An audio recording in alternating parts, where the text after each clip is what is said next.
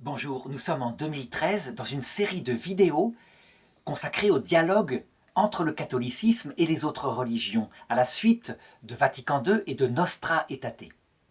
Donc après avoir vu le dialogue avec d'abord l'œcuménisme, avec les religions chrétiennes, avec la religion juive, avec l'islam, il me faut aborder maintenant le dialogue avec les religions qui sont beaucoup plus éloignées au point de vue de leur contenu, à savoir par exemple le bouddhisme, l'hindouisme, mais aussi toutes les religions beaucoup plus anciennes comme l'animisme.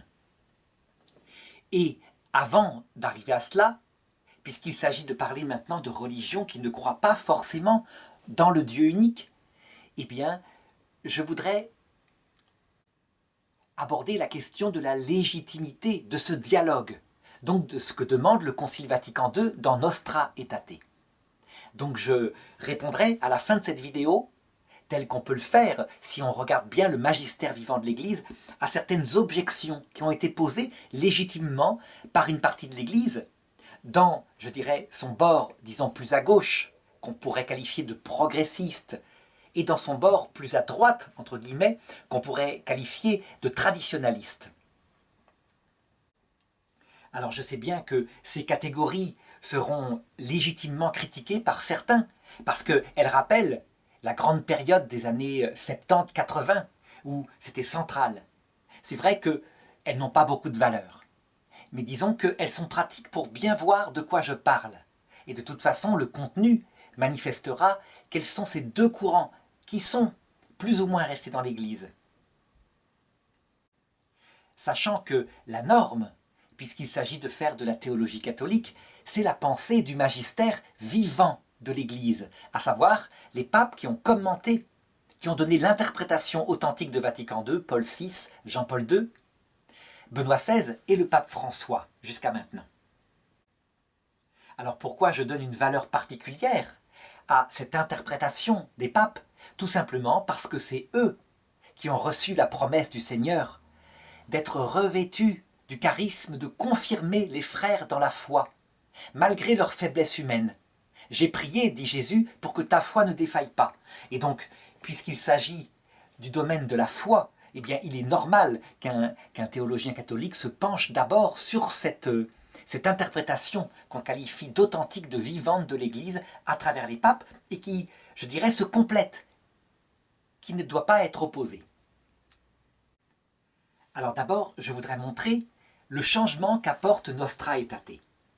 On peut dire que jusqu'aux années 60, avec le dernier préfet de la Congrégation pour la doctrine de la foi, le cardinal Ottaviani, avant le Concile Vatican II, l'attitude de l'Église, au point de vue doctrinal par rapport aux autres religions, se fixe sur certaines vérités de foi qui disent ceci et qui restent valables, à savoir que le salut ne peut être donné que par le Christ. Dans la charité, ça veut dire à travers l'établissement vivant et réciproque d'une relation d'amour, d'amitié qu'on appelle la charité. Cette charité, c'est le salut, c'est la vie nouvelle, et c'est elle qui introduira, après qu'elle soit purifiée, dans la vision béatifique. Sans le Christ, il n'y a pas de salut. Et donc la conséquence pastorale de cette approche théologique, qui est, je le dis, encore valable, qui est définie par l'Église au long de, je dirais, de ces 1900 ans d'existence avant.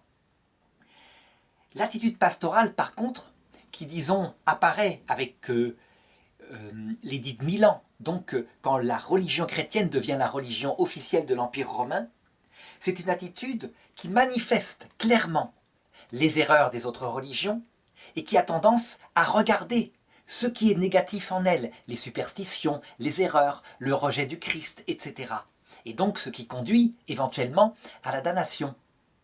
Donc l'attitude, elle est une attitude, je dirais, où on se coupe de l'autre. Ce n'est pas une attitude d'ouverture positive à certains aspects qui pourraient être vrais dans d'autres religions. Avec Vatican II, un nouveau regard est donné. Un nouveau regard qui va considérer dans les autres religions en priorité les aspects qui sont vrais, qui sont bons, qui sont justes. Mais attention, du coup, logiquement, une partie du clergé, regardant ce nouveau regard, on dit « mais c'est la lumière qui apparaît avec Vatican II ». Donc tout le reste était dans l'erreur, c'était un peu la phase de sectarisme d'une église triomphante, et là tout d'un coup arrive la vérité. A l'inverse, dans la partie traditionnelle, traditionnaliste disons, il y aura une grande méfiance par rapport à Vatican II à cause du changement radical. Et certains iront jusqu'à dire Vatican II ne peut pas venir de Dieu, Nostra Aetate en particulier, puisque c'est une position opposée aux autres conciles qui disaient autre chose. Et puis, l'interprétation, je dirais, authentique de l'Église, surtout manifestée par le pape Benoît XVI, qui était le théologien parmi les papes le plus grand, consiste à dire qu'il faut lire le concile, non pas en rupture soit en gardant ce qui était avant, soit en ne gardant que ce qui était après, mais dans la continuité. Ça veut dire qu'en fait, Nostra Aetate éclaire le reste de la foi de l'Église et ne la contredit pas. Alors évidemment, certains, en particulier le bord traditionnaliste, dira « mais ça contredit forcément ». Si les religions ne sauvent pas, pourquoi regarder ce qu'il y a de positif en elles? Ça ne sert à rien, elles ne sauvent pas, donc elles conduiront en enfer. A l'inverse, du côté, je dirais, progressiste, donc l'aile positive de gauche, comme on pourrait dire, après le concile, ce qu'ils appelaient l'esprit du concile, ça va consister à dire que les anciens conciles qui disaient que les autres religions ne sauvent pas sont forcément faux. Ils se trompaient, c'était l'époque, disons, de l'orgueil, d'une église triomphante. Et que donc toutes les religions conduisent au salut, se valent. À la rigueur, plus besoin d'annoncer l'évangile, puisque de toute façon l'évangile est présent dans le cœur de tous les hommes de toutes les religions. L'interprétation authentique de l'Église consiste à dire que c'est ni l'une ni l'autre qui est vraie. Et pour cela, il faut bien regarder explicitement ce qui a été défini par le magistère.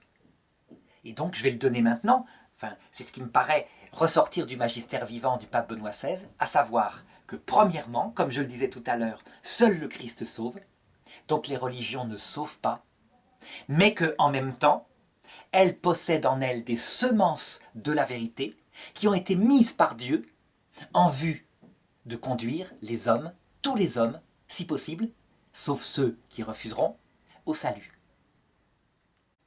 Donc on le voit, présenté comme ça, il n'y a plus contradiction. Elles ne sauvent pas. Elles ne sauvent pas, mais elles préparent au salut.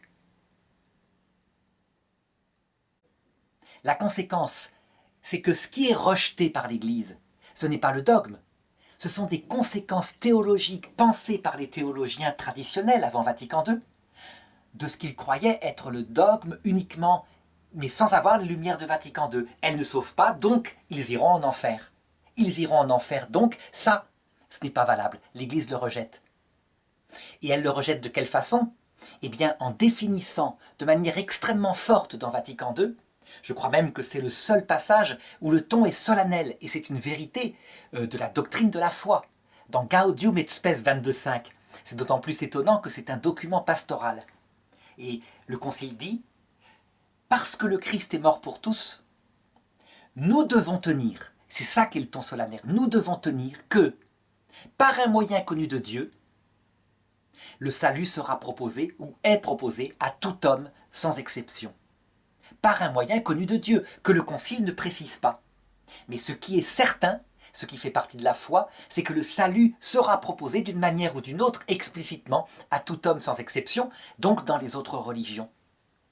On peut dire que cette chose-là, c'est ça qui éclaire le Concile, et qui permet justement d'avoir un regard différent sur les autres religions. Donc non plus comme un troupeau de damnés, mais plutôt comme un troupeau de brebis qui sont en phase préparatoire par le bon berger, qui les conduit de loin, à la manifestation de sa vérité et de son salut. Comment fera-t-il aux théologiens de trouver? Il n'est pas dit par le Concile que l'Église ignore pour toujours ce moyen. Non, jamais. L'Église sait très bien que le Christ a tout dit, et qu'une chose aussi essentielle que ça, forcément, c'est quelque part dans l'Écriture, dans la révélation, dans la tradition. Mais c'est aux théologiens de trouver. L'essentiel, et ce qui fait partie de la foi, c'est qu'on doit avoir maintenant, grâce à Vatican II, un regard de foi théologale sur les hommes qui ne sont pas catholiques, en sachant que puisque le Christ seul sauve, le salut leur sera proposé d'une manière ou d'une autre, explicitement, selon les conditions qu'explique la totalité des dogmes de l'Église, depuis le début de l'Église, à savoir qu'ils pourront croire, la proposition de la foi leur sera faite, il leur sera proposé d'aimer, leur péché, grave ou pas, le pardon leur sera proposé, et donc s'ils veulent bien se convertir, ils auront la possibilité d'entrer dans le mystère de la charité. Alors évidemment, c'est vraiment un acte de foi pour tous ceux qui étaient théologiens avant Vatican II. C'est un bouleversement. Je dirais qu'en fait, la synthèse théologique faite avant, alors qu'on croyait, mordicus, qu'elle serait un jour dogmatisée telle qu'elle, tout d'un coup une nouvelle lumière montre que il faut la repenser par rapport au salut. Par exemple, saint Thomas d'Aquin pensait que le salut ne serait pas proposé à tout homme. Par exemple, les bébés morts sans baptême. Pour lui, bon, eh bien, puisqu'ils arrivaient après la mort sans la grâce, à cause du péché originel, ils seraient séparés de Dieu pour l'éternité, sans souffrir, ils n'ont pas péché, mais séparés de Dieu, ce qu'il appelait le dan, c'est-à-dire la séparation, sans la souffrance, la peine du sens, parce qu'ils n'ont pas péché. Évidemment, cette logique théologique ancienne, même chez saint Thomas, elle posait des problèmes, il avait des doutes. Par exemple, pour ce qui est des païens, quand on voit Jésus qui dit à un moment donné « Entrez dans la joie de Dieu », à des gens qui disent « Mais Seigneur, tu nous dis qu'on est allé te visiter en prison. Quand est-ce qu'on est allé te visiter en prison? On ne te connaissait pas. » Et il répond « À tous ceux à qui vous l'avez fait, c'est à moi que vous l'avez fait. » Donc ça voulait bien dire que ceux qui ne connaissent pas le Christ, véritablement, il y a une possibilité de salut. Il ne répond pas dans sa somme, sauf à un endroit. Dans le De Veritate, au 3e livre, je crois, il dit une petite phrase qui prend 4 lignes. À un homme de bonne volonté, qui a cherché le salut, mais ça ne lui a pas été possible de le trouver parce qu'il était trop loin d'un missionnaire. Nous devons tenir, dit-il, nous devons tenir. Il emploie le même langage que Vatican II. Donc plusieurs siècles avant, nous devons tenir que le Christ lui donnerait par exemple la prédication d'un apôtre avant sa mort, ou une apparition, ou une lumière, comme il le fit au centurion Corneille dans les Actes des Apôtres. Alors voilà. Maintenant, ceci étant établi, donc le dialogue avec les religions aussi lointaines soient-elles, comme le bouddhisme et l'hindouisme, étant établi par Vatican II, il me faut poser des objections à cela. Et la première objection qui vient à l'idée, mais c'est comment est-il possible que l'Église change radicalement sa pastorale, sans changer sa foi, en ayant une foi qui s'approfondit, mais la pastorale est changée. On ne regarde plus le verre à moitié vide, on regarde le verre à moitié plein dans les autres religions. Ça paraît contradictoire. Ce qui a été fait toujours ne peut pas être changé d'un coup.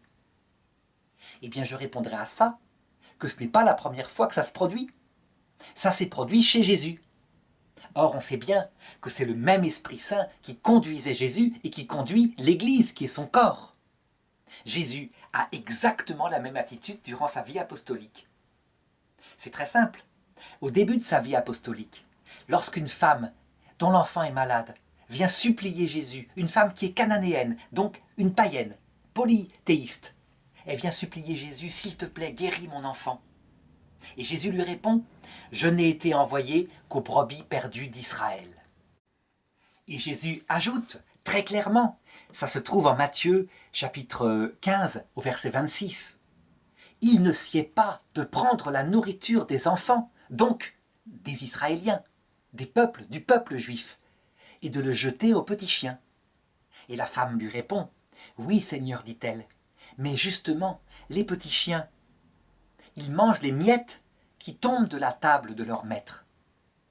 Et alors Jésus tombe en admiration devant elle et il lui dit « Ô femme, grande est ta foi, qu'il t'advienne selon ton désir. » Et à ce moment même, sa fille fut guérie. Je veux dire que on voit son discours. C'est un discours classique des Juifs, à savoir que les païens sont finalement des petits chiens à l'extérieur. Attitude qui est choquante.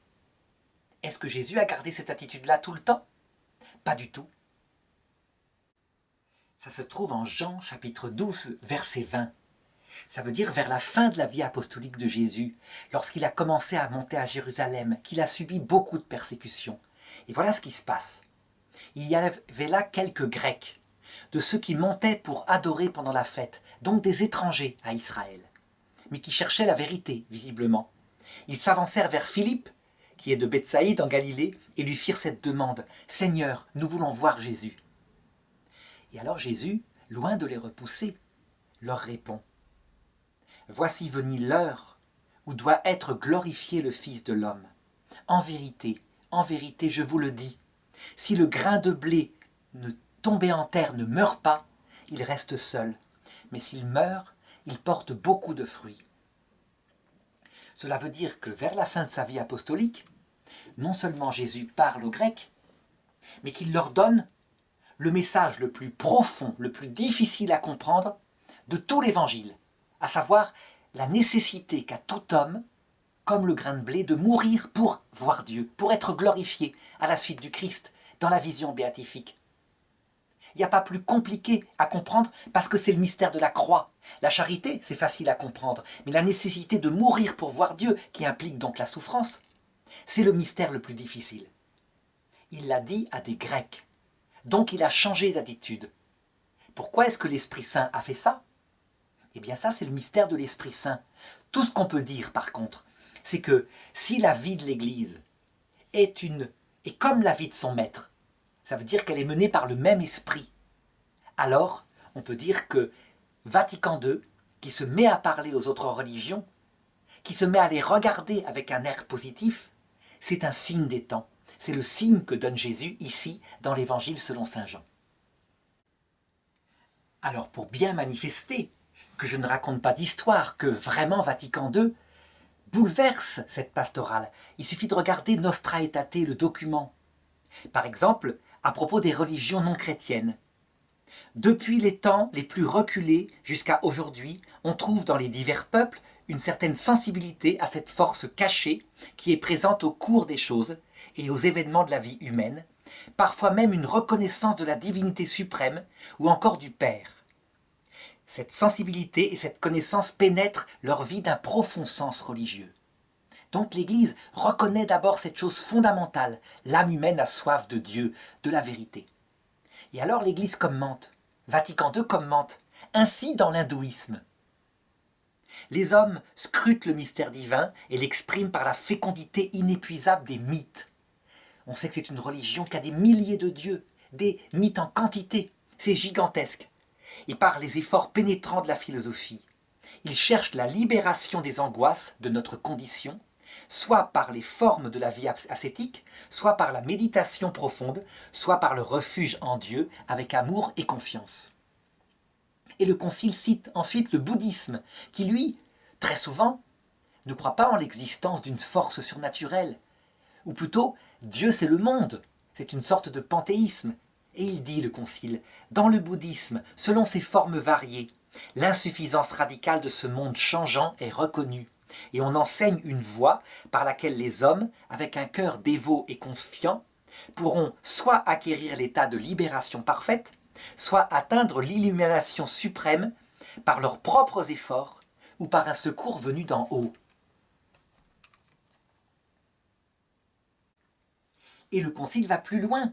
Il ne se contente pas de regarder ces religions qui n'ont pas le Dieu unique personnel. Le bouddhisme, le Concile ne le dit pas, mais le bouddhisme ne croit pas en la survivance des personnes. Les personnes sont une apparence qui doit disparaître. Il ne croit pas non plus en un Dieu personnel. Donc c'est une théologie qui est à l'inverse de la théologie chrétienne, qui est vraiment fondée sur la croyance en l'éternité des personnes, divines et humaines. Eh bien le Concile cite aussi toutes les religions qui ne sont pas citées. Par exemple, il dit, de même dans les autres religions qu'on trouve de par le monde, on s'efforce d'aller au-devant, de façon diverse, de l'inquiétude du cœur humain en proposant des voies, c'est-à-dire des doctrines, des règles de vie et des rites sacrés. Alors je le disais tout à l'heure, est-ce que ça veut dire que le Concile tout d'un coup devient naïf et ne regarde plus le négatif? Est-ce qu'il y a rupture doctrinale, qu'il faut regarder juste les semences de la vérité? Pas du tout, dit le pape Benoît XVI, ça se regarde dans la continuité au reste. C'est-à-dire que les erreurs, elles existent, Et justement, le pape François, lors de son discours à la fin du Ramadan, en 2013, bien, il indique de nouveau cet esprit demandé par Vatican II dans une lettre qu'il écrit aux musulmans. Alors il s'agit d'un discours qui date du 2 août 2013, une lettre plutôt, et le pape dit à un moment donné: pour en venir maintenant au respect mutuel entre les différentes traditions religieuses, notamment entre chrétiens et musulmans, mais aussi avec les autres religions. Nous sommes appelés à respecter la religion de l'autre, ses enseignements, ses symboles et ses valeurs. Nous sommes donc appelés à connaître l'autre, à voir la richesse de ce qu'il contient. Alors à cet égard, je voudrais maintenant poser quelques objections. La première, c'est: est-ce que ça s'étend à toutes les religions? Par exemple, on pourrait le comprendre pour ce qui est de la religion de l'Égypte antique, qui est une religion disparue, mais que les archéologues, grâce à la découverte de l'écriture égyptienne avec Champollion, ont de nouveau manifesté. Au point qu'on s'est aperçu que la fameuse phrase de Jésus dans l'Évangile « D'Égypte, j'ai appelé mon fils », cette phrase qui n'est pas prononcée par Jésus, mais qui signifie que Jésus a une origine égyptienne. Il a fui en Égypte, poursuivi par Hérode, et donc il revient. « D'Égypte, j'ai appelé mon fils ». Son sens spirituel, c'est que la religion chrétienne a véritablement un rapport avec ce qui se passait en Égypte, et on le voit très bien. L'Égypte, à son sommet, a un dieu, fondateur de tout, Ra. Dans ses mythes, dans les récits de sa religion, il y a le fameux mythe du dieu Osiris, qui est mort et qui est ressuscité, et qui donne la vie éternelle, qui préside au jugement dernier. Il est vert comme l'herbe qui pousse à chaque printemps. Il y a peut-être Isis, qui touche particulièrement les catholiques. C'est à sa prière, elle qui est la sœur et l'épouse d'Osiris, que Osiris est ressuscité. Je sais que cet aspect-là, beaucoup d'évangéliques s'en moquent en disant « Regardez, c'est l'origine païenne du catholicisme ». Ils ont bien tort d'utiliser cet argument, parce qu'on pourrait le leur retourner en disant que le Christ lui-même, à ce moment-là, il serait d'origine païenne, tellement la concordance avec Osiris est forte. En réalité, lorsqu'on regarde l'Égypte antique et sa foi dans la vie éternelle, pour ceux qui sont droits, le jugement dernier, sur la plume de Maat, le cœur est pesé avec la plume de Maat, la déesse de la droiture, etc. En l'enfer, pour ceux qui sont méchants, eh bien, il y a véritablement quelque chose de proche de la religion chrétienne, mais aussi éventuellement de la religion musulmane, qui, pour ce qui la concerne d'ailleurs, dit qu'elle est descendue d'une servante, l'union d'Abraham avec la servante égyptienne Agar. Donc on peut dire qu'il est clair que dans l'Égypte antique, ces hommes de l'Antiquité ressemaient des semences de la vérité qui ressemblaient de manière très proche au christianisme, la vraie religion à venir, et qui les disposait au salut. Mais lorsqu'on regarde par exemple les religions horribles, comme par exemple dans la Bible, la religion du dieu Moloch, cet horrible dieu avec des dents à qui on offrait des enfants qu'on brûlait vifs dans le feu pour qu'ils s'apaisent, ou la religion des Incas, des Mayas. Il fallait que le soleil se lève tous les matins, et pour ça il lui fallait sa dose de sang. Quelquefois pour faire pleurer, parce qu'il fallait qu'il pleuve, on torturait des enfants, et plus ils pleuraient, plus les nuages allaient être contents et faire pleuvoir sur la terre. Est-ce qu'il peut y avoir dans ces religions-là, qui sont des religions de sorcellerie, de démons, on peut le dire, des dispositions au salut? Eh bien la réponse est oui, non pas par la religion elle-même, qui est un esclavage, mais par le fait que ces hommes étant soumis à une vie insensée, étant écrasés par la peur de ces dieux horribles, lorsqu'à l'heure de la mort, l'ange de la mort leur annonçait l'évangile à venir bientôt, à savoir le Christ, eh bien, par comparaison, ils se tournaient vers le salut, le vrai salut, avec une force incroyable. Donc même là, il y avait disposition au salut, ce qui ne faut pas dire que ces religions horribles devaient subsister. C'était quelque chose qui ne peut pas plaire à Dieu, c'est vrai. Pour l'Égypte antique, par contre, c'est différent. Il ne s'agit pas d'une volonté de destruction, c'est une culture magnifique, mais plutôt d'annoncer en plénitude le Christ. Et c'est quelque chose d'ailleurs qui a tellement touché les Égyptiens antiques qu'ils sont devenus chrétiens très vite et très facilement. Il y avait comme une continuité, presque une continuité plus forte qu'avec le peuple juif, qui lui a refusé en grande partie l'Évangile. Alors je dirais que ce que je dis là peut surprendre. En tout cas, c'est tellement différent de ce que racontait saint Thomas d'Aquin. Mais en réalité, c'est tout à fait présent dans l'Évangile. Cette disposition qui est présente dans toutes les religions. Par exemple, ce n'est pas pour rien que Jésus, lorsqu'il naît, ou avant sa naissance, fait apparaître dans le ciel une étoile, pour que des mages, des astrologues, puissent avoir un signe à partir de leur religion, qu'ils suivent l'étoile, qui les mène au salut, au Messie, qu'ils vont adorer.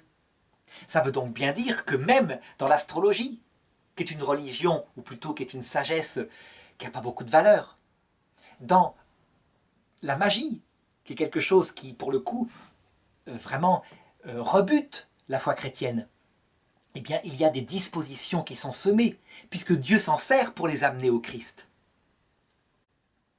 Alors une autre objection qui du coup est soulevée, en particulier par les traditionalistes, consiste à dire ceci. Si donc toutes ces religions possèdent en elles des préparations au salut par le Christ, à quoi ça sert d'annoncer l'Évangile? Et ils font remarquer avec justesse, par comparaison, la différence entre le discours de saint François d'Assise, du pape François, et éventuellement de quelqu'un comme saint Charles de Foucauld, le père Charles de Foucauld, qui avait vécu sa vie comme ermite dans des pays musulmans. Et donc les sites traditionalistes mettent en parallèle des phrases venant de ces trois. Saint François d'Assise qui dit, face au sultan, « Je ne désire qu'une seule chose, dans toute mon âme, c'est que vous alliez à Jésus-Christ. » Et le père Charles de Foucauld qui dit, « La nécessité et l'urgence absolue de convertir les musulmans au catholicisme. » Par comparaison, ils prennent la phrase du pape François, « Nous sommes appelés à respecter la religion de l'autre, ses enseignements, ses symboles et ses valeurs. » Est-ce qu'ils ont raison alors d'opposer ces phrases en disant « Il y a manifestement quelque chose qui n'est pas pareil ?» Eh bien la réponse, c'est qu'en fait, certes, nous devons admirer, respecter les valeurs de l'autre et non plus les réduire simplement à des superstitions sataniques. Et nous devons annoncer l'Évangile. Mais non plus comme avant, par peur qu'ils aillent en enfer. Mais maintenant, à cause de la joie de l'Évangile, qui libère, qui annonce un Dieu d'amour. Avant, nous devions le faire comme des serviteurs indispensables. Si l'Évangile n'était pas annoncé aux autres religions, la théologie classique disait « Ils iront en enfer, quelle que soit leur droiture, s'ils meurent sans être catholiques. » Maintenant, nous sommes devenus ou redevenus des serviteurs inutiles, qui le faisons simplement parce que l'amoureux ne peut que faire connaître celui qu'il aime. Et donc il ne s'agit pas d'imposer, c'est une évangélisation par la présentation de la vérité catholique dans le respect des parts de vérité qu'eux-mêmes connaissent. Donc il y a un retournement de l'esprit de l'évangélisation. À la rigueur, on pourrait dire qu'on en revient à l'esprit de Jésus et on sort de l'esprit de Saint Jean quand il était jeune. Et là, je vous fais référence à un texte précis. Il se trouve en Luc, chapitre 9, verset 54. Donc, ils arrivent près d'un village, et là, on ne veut pas les recevoir. Ce que voyant, les disciples Jacques et Jean, Jean qui à l'époque est surnommé le fils du tonnerre, parce qu'il a un caractère très fort, ils dirent à Jésus, « Seigneur, veux-tu que nous ordonnions au feu du ciel de descendre et de les consumer ?» Ça serait effectivement très pratique. Après, l'évangélisation marcherait. Mais Jésus, se retournant, les réprimanda. Voilà la seule réponse qu'il leur fait. Ça veut dire que, quant à lui, il annonce l'évangile et il sait très bien qu'il peut faire, quand il le veut, avec les cailloux que voici, des enfants d'Israël. Nous sommes des serviteurs inutiles. Le Concile Vatican II explique, quoi qu'il arrive, de toute façon, Dieu proposera son salut à tout homme. Ça ne doit pas être un frein à l'évangélisation, comme je le dis. Ça serait une mauvaise compréhension du Concile. Ça doit être une nouvelle manière d'évangéliser. L'objection suivante, qui est facile, à laquelle j'ai répondu déjà beaucoup, c'est une objection qui viendrait plutôt du milieu progressiste et qui consisterait à dire « alors tout se vaut, toutes les religions conduisent au salut, pas la peine d'évangéliser. Et puis le christianisme, l'islam, etc., tout le monde prie Dieu dans dans un monde qui ressemble un petit peu au rêve de mai 68. » Eh bien la réponse précise à cette question, c'est que non, et Jésus le dit précisément. Si votre justice ne dépasse pas celle des païens, vous n'entrerez pas dans le royaume des cieux. La réalité, c'est qu'il faut bien sûr annoncer l'évangile, c'est une mission explicite de Jésus. Mais je dirais que du coup, les méthodes d'évangélisation consistent simplement à présenter dans sa beauté le message de Jésus et d'autre part à témoigner par le fait qu'on a un amour rayonnant, un amour de personnes sauvées. Les deux, la parole et l'exemple d'une charité. Le contre-exemple absolu, ce sont toutes les déchirures, les engueulades, les manques de charité entre chrétiens. Et d'autre part, le fait de ne plus donner la parole, de ne plus se former en théologie, de ne pas connaître la totalité de la merveille, de l'harmonie du message de Jésus-Christ tel qu'il est présenté par l'Église. Donc c'est bien un contresens qu'on a vu apparaître après le Concile Vatican II dans une partie du clergé occidental et qui disait « La seule évangélisation à faire, ça consiste à apporter le confort matériel, à creuser des puits, à apporter la médecine. Il faut faire ceci, c'est la charité fraternelle, mais sans omettre d'annoncer le Christ. Évidemment, l'homme ne vit pas seulement de pain, il vit de la parole de Dieu, donc ça reste tout à fait valable. » Certains diront « Mais il n'y a plus le moteur de la peur pour leur âme, donc l'évangélisation va se tarir. » Mais ça, c'est parce qu'on n'aime pas assez. Le moteur de l'amour du prochain, de la joie de faire partager le Christ, serait-il trop faible? Faudrait-il la terreur pour leur salut? Le seul moteur qui marcherait pour évangéliser? Aux chrétiens de se convertir à ce qui fait leur moteur, à savoir la charité. Enfin, la dernière objection, elle est beaucoup plus théologique. Et là, elle est plutôt reprise par les milieux qui connaissent très bien le dogme de l'Église, donc les milieux traditionalistes. Cette objection, elle vient du dogme du pape Benoît XII, la constitution Benedictus Deus, qui dit ceci très précisément. Tout homme qui arrive après la mort, sans la grâce, est aussitôt conduit en enfer pour y subir des peines diverses. On pense bien que l'interprétation qu'on qualifiait dans les années 60 d'esprit du Concile et qui était une rupture avec cette partie des définitions d'Église, dira que ce dogme est tout simplement faux.